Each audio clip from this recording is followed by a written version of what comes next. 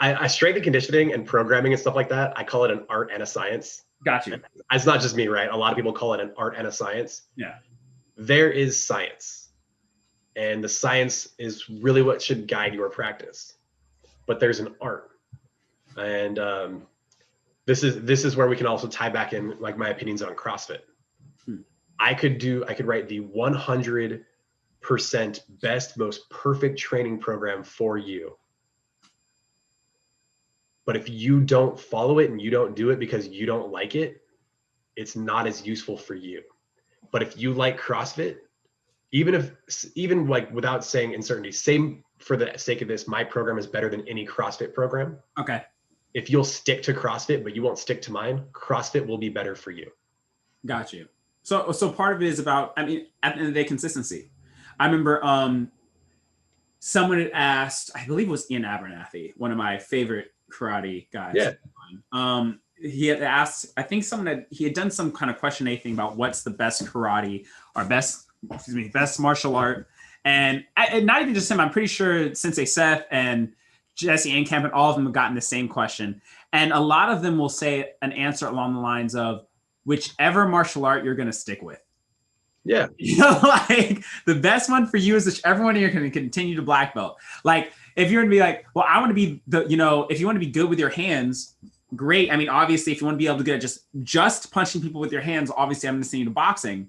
But if you really prefer, like if you're having more fun kicking people, maybe you need to be in Taekwondo, like it just, whatever you're going to stick with. And that makes sense when you're looking at strength and conditioning. It's sometimes, because I'm going to tell you right now, I hate running with a passion that is so strong. I have to force myself to get out. And I've been trying to look at, because I know certain like Cody Garbrandt and Connor don't really run.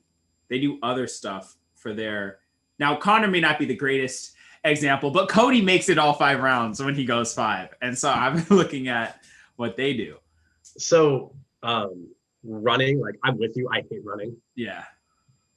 So again, we have to look at pro cons though. Okay. If you look at McGregor's, McGregor Fast, whatever his new program is, a lot of it is on the assault bike. Okay. Right? Or the Aerodyne, right? The bike that you have the handles that has a fan. Yeah. Now, this is where we talk about going back and looking at science. Okay. I'm also looking at things like tendon strength, right? Now, tendons need a specific type of training for the best response. If you lift weights, your tendons will get stronger. Okay. But plyometrics and sprints and things like that will help them even more. Okay. What that means is we've seen this in some research that if you take your conditioning and you do equal amount of conditioning and you take 2 groups and one group runs and one group does the assault bike, the group that runs has a stronger Achilles tendon. And there we go. Back to running, my mortal enemy. You could do the same thing though with jump rope. Okay. But you're going to build better tendon health greatly at the ankle, but even at the knees, because you have a plyometric type impact, like a bouncing type impact where you have to absorb force, where when you're on a bike, you don't have that. It's much more like a squat where your muscle is just producing force. Okay. And if you really hate running, my recommendation, and this is how I basically do all my running now, and I also hate running, is Dr. Phil Maffetone's Math 180 method. Okay, what is this? Get yourself a heart rate monitor. 180 minus your age. And then you can -5 if you're new to, -5 if you're, oh gosh, it's been so long. I have the numbers just written down. I don't memorize them. But basically you add pluses or minuses based on how new you are to this training, or are you experienced marathon runner, then you can run at a higher pace, higher intensity. Were you sick recently? Well, then you should run at a lower pace. And what I like is that it's generally, most people do the 220 minus your age, and then they might do a percentage based off that. But what I find is with the Math 180 method, I have to walk. And the reason why that's a good thing is because I'm putting less stress on my body, and my body's becoming more efficient. Okay. One of the guys that I did, a couple of the guys that I put this through, they were runners, and what we found is they would run 8 weeks. We did 8 weeks on this program, and what we found was they would run 5 miles. They were running 5Ks. Okay. And they would do a 5K in, I think one of the guys was like 18 minutes. That's all right. It's a good 5K. That's 6-minute miles practically. 5K is like 3 miles, right? Yeah.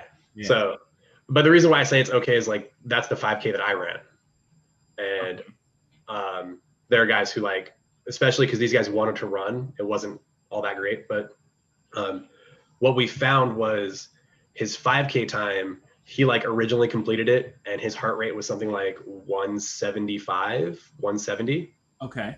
He completed the same time for his 5K, so same distance, same time, but his heart rate had dropped by like 12 beats per minute. So he was using less energy to run the same speed. So we know that we could get him to run faster as well. Oh, wow. Okay. So that method kind of gets you to be at your most efficient. Yes. Got you. And that's where a lot of people, like when I boxed, right, our coach would be like, all right, you got an hour, run 8 miles. Got you. And you're just balls out running hard. Yeah. Well, when you start to put all that on top of your boxing training, and then if you're in a gym that does strength and conditioning, then you're starting to get messed up. Layers and layers of fatigue adding up, right? So you get a bad night's sleep, you're more likely to get injured. Gotcha. Do all that. So if you change your running style, I'm not saying there isn't a place for balls out running. Like there are times you need to do balls out running. Yeah. But all of it also depends on what kind of training block you have. Where are you at in your training block? Okay. So define training blocks now for those who. Yeah. So when we do training blocks, so this is also an issue with a lot of private strength conditioning coaches. Okay. If you're not in a program, like they tend to have their training block. Like, here's the goal of our training. Here's what you're going to do for this 4-week period, 6-week period, whatever. 4 seems to be nice for people because it's a month.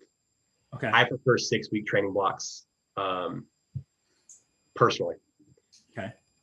But if you have a good coach who's involved in your program, they are looking at what is your goal of your, like, I'm going to use you as an example. What is your goal of Muay Thai practice during the next 4 weeks, 6 weeks? What is the workload of your Muay Thai practice for the next 6 weeks? What do you want out of your strength and conditioning? Now let's look at all this and how do we do it? You need to build power. Okay, so we're going to build power, but you also need endurance. So we're going to do a kind of a contrast training, hybrid model. What is it? There's a name for this that's blanking on me right now. It's not contrast. It'll come to me like in the middle when I'm saying it. But basically strength training and endurance training. Gotcha. So we'd follow a hybrid model like that. Okay. But then we'd have to gear that 6 weeks around your Muay Thai practice so that you are recovering from your runs and recovering from strength training. Got you. And then maybe the next 6 weeks, we need to get you faster for your movements. So then we focus on speed. Okay. Right. So but you can't train everything at once. You're not going to get bigger, stronger, faster, more powerful, better endurance at the same time. Gotcha. Or if you do, it's all going to go up so slow you're barely going to notice. Okay. So you want to focus. So like say for my situation, I'm fighting. Let me find the date. I'm fighting in, I think, 3 weeks. 2.5 weeks. So my whole focus right now is mostly on getting my cardiovascular back to like its top performance level. Would that be just only focus on endurance, forget the strength stuff? So really what we would do, so if I had you for a camp, we would be heavy strength power early on. Okay. Like weeks 8 to 5, 8 to 6, 8 to 5, 2-3 weeks. Camps are weird because really fight camps are too short. Yeah. For like a strength conditioning perspective, they're too short. Okay. So we're not going to get tons of adaptations out of you as if we would out of camp, but weeks 8, 7, and 6, I would have you going strength and power, and then we'd like alternate with conditioning days. Okay. And then as we kind of go weeks 5, 4, 3, we're going to start lowering, and we're going to start working power, but maybe not like heavy power, because we kind of break it as a spectrum where there's strength speed, there's power, there's speed strength, and there's speed. Okay. The heavier the weight, the more strength is involved. The lower the weight, the more speed is involved, and you're somewhere on this spectrum. Got you. Okay. And to look at it is, we start you at strength and like strength speed, and then we slowly take you down through this curve until we're focusing mostly on speed, strength, and speed. And then the endurance would become more specific to your sport. Okay. Running is great, but running is about building a base. It doesn't teach you much about conditioning for a Muay Thai fight. Got you. So right now, if you're trying to get your power and your endurance on base, I don't want to give away my secrets, but you don't. I mean, if you don't want to give it away now. So here's my conditioning program that I give to anybody, especially in striking sports. Okay. And this is what we do. A lot of class, like when I'm teaching at the end of classes for people who want to compete, this is what we do. Set your how long are your rounds that you're fighting? 2 minutes. 2 minutes. So you have 3 2-minute rounds? Yep. So you're going to set a timer for 3 2-minute rounds. Okay. With a minute break in between. Yep. Your goal, it's Muay Thai, so your goal is going to be maintaining between 180 and 200 strikes per round. Got you. That's actually something. That's what I did for my last fight, and it worked well. I literally, it wasn't that many. I guess I obviously shot a little low, but I said make sure I throw at least 50 kicks and 100 punches. Yeah, and so that's a way to do it. The way that and this is like, I was very fortunate because my kickboxing coach liked strength conditioning science. Okay. So one of the things he did was he watched fights with high volume. Okay. Like, so you look at like I don't think it's Nate or Nick Diaz anymore. I think they just got, in the last like 2 years, they just got removed from the throne. But most strikes thrown in a single round. Okay. You take that number for MMA, and then he had a little fake formula he did to calculate how many strikes a second you should be throwing. Because the heavy bag is not like a fight, right? Yeah. You're not taking hits that lose energy. You're not missing, which wastes more energy than connecting. Got you. So he's like, you need to be able to keep up the most volume ever thrown in a fight. And these aren't tip tappies. Yeah. Right? This isn't like, I'm not Wing Chun punching it as fast as I can. Yeah. Like I'm setting on it and I'll like double tap on a light jab, like double light jab. Yeah. And then sit on a really hard 1-2. Got you. And then you try to still keep defensive minded. So you pull your hands up, you roll, right? Move your feet around the bag. Okay. But the goal is to sustain volume. And then your minute break, you don't get to sit down. You got to walk. And control your breathing. Okay. We're basically stressing your system to a greater level than it should see in a fight. Got you. Okay. Now this really works when you have a friend there who has a clicker who literally counts all your punches. So that's what we had. That's beautiful. So we had somebody who'd sit there and just click 1, 2, 3, 4, 5, 6. And that way you didn't lose, like I didn't lose count. I didn't have to sit there and think like, was I on 160 or yeah. Okay. You don't start, you obviously stop going like 51, 52, and you start going 1, 2, 3, 4, 5, 6, 7, 8, 9, 60. 1, 2, 3, 4. Yeah. And then you lose count. But so we'd have somebody click there. And for me, especially, right, I'm when I train for it, I'm really good at endurance and conditioning. Okay. This just like, I wouldn't get tired. I like it. That's actually something I did before, but I took boxing. I took them at, like Manny Pacquiao. How many punches is he throwing in around on average? And I think that's somehow where I got my numbers from that I used. But obviously, I should have done Muay Thai since that's what I compete in. I don't know why I just hopped to Manny Pacquiao. Yeah. So, and then kind of that's going to train most of what taxes your system. But remember, Muay Thai and boxing are different in that we don't need just kind of like repeated effort. Yeah. We need sustained isometric efforts because we're clinching and we're pummeling. Too. That's a good point.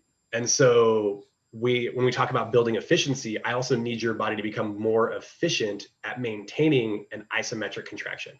Isometric contraction, right? For those that don't know, we have 3 contractions. Concentric is when you flex, like you contract the muscle and the muscle shortens. Eccentric is when you contract the muscle, but it still gets longer. Okay. And then isometric is when you contract the muscle, but it stays the same. Gotcha. And for Muay Thai, when you're in the clinch controlling somebody, you're pummeling to any kind of the modified clinches.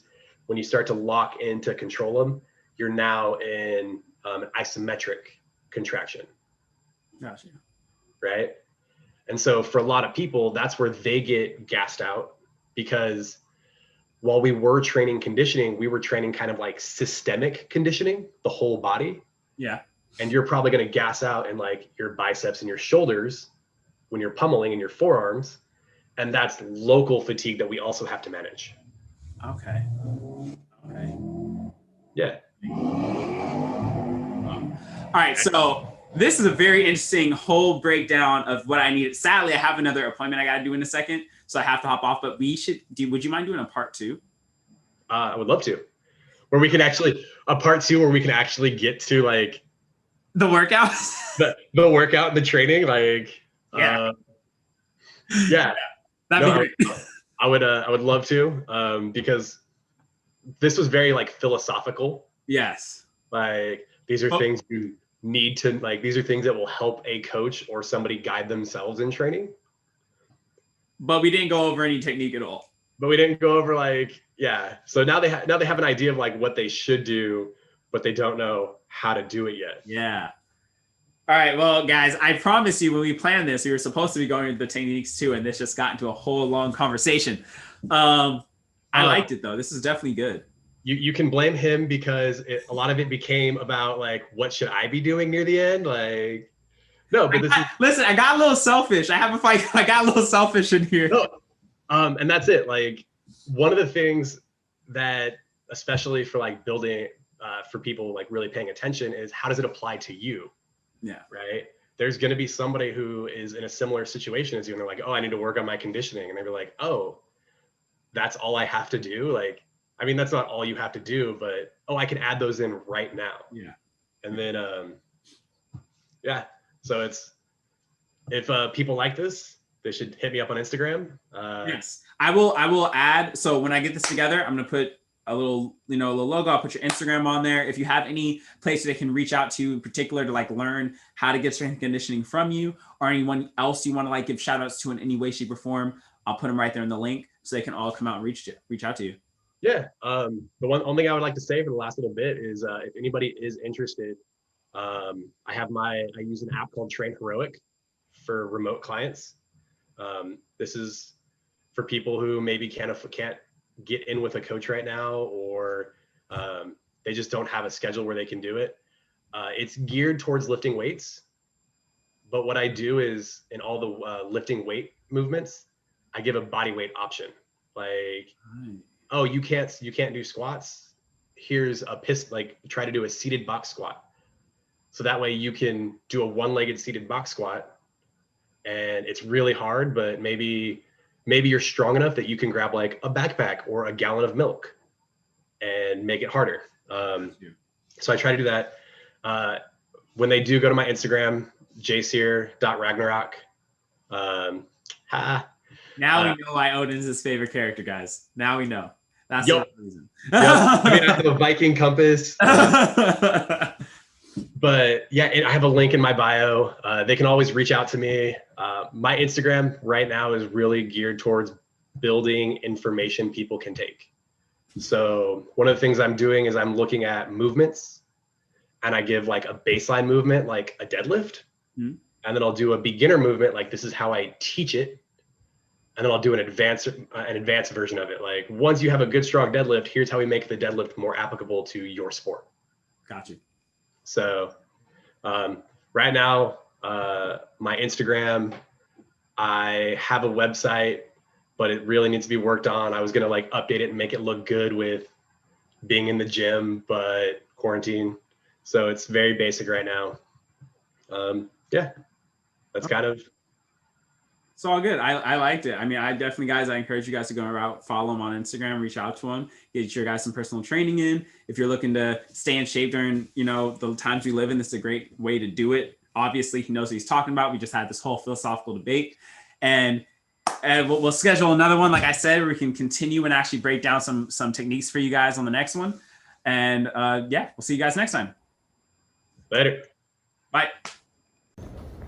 Hey, what's up, guys? I totally forgot. My bad. Like, subscribe, turn on your notifications, follow me on Instagram on my personal page and on the page for Stryke Team Official so you can stay up to date with what we're doing, when we post, and what's coming out next. All right.